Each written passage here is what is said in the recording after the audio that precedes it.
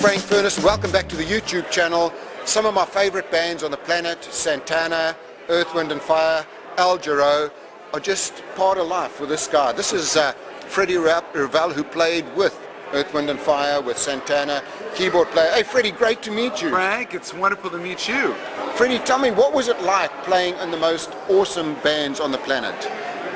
Oh yeah, como va? I mean, it's been, you kind of walk around with this groove all the time. You feel this groove. Basically, these grooves, these rhythms that, let's say Santana, for example, are really the way the planet dances. You know, the planet Earth moves at these grooves, and that's why they're universal.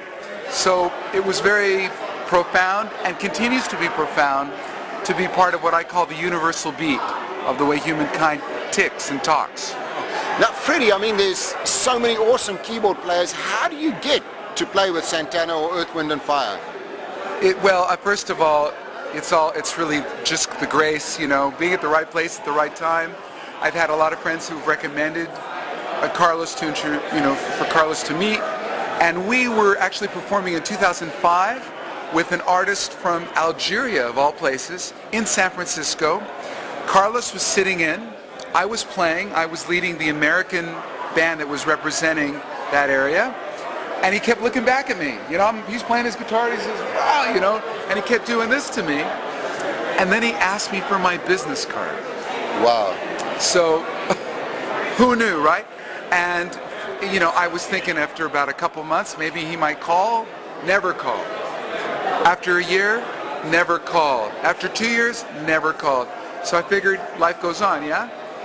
4 years later, he called.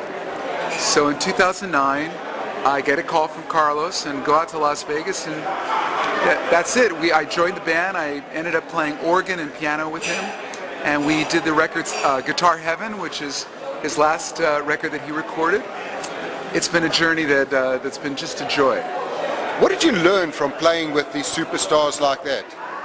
I think the most important thing you learn is economy of your notes. I call it the space between the notes, and it was something that I actually hit upon yesterday when I spoke here on the main stage for the NSA these past 24 hours.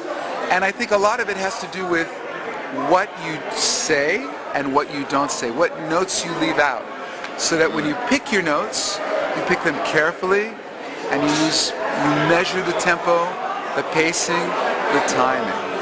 And that's very important when you communicate.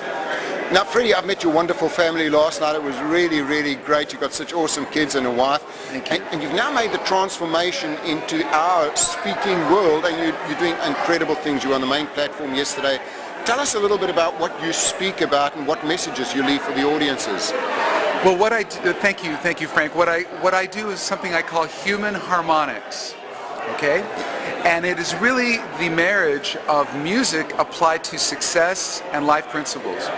Most of the time people think of music as an entertainment only type of thing. But I believe music is much more than entertainment. Music to me, and I think for most people, is really can be a multitasking power tool for the way we live our life, you know? Yeah. The way we get out of bed in the morning, what inspires us, what kind of melody do I want to sing today? How might I harmonize with my buddy Frank Furness, right? How might I connect with your audience, and how might I feel where their harmony could be or where their dissonance is? And how might we resolve that in a way that music can inform us? And then, where's the rhythm? How do we get melody and harmony to move forward throughout our day? And get through our to-do list, and actually help us through our dream list. Absolutely.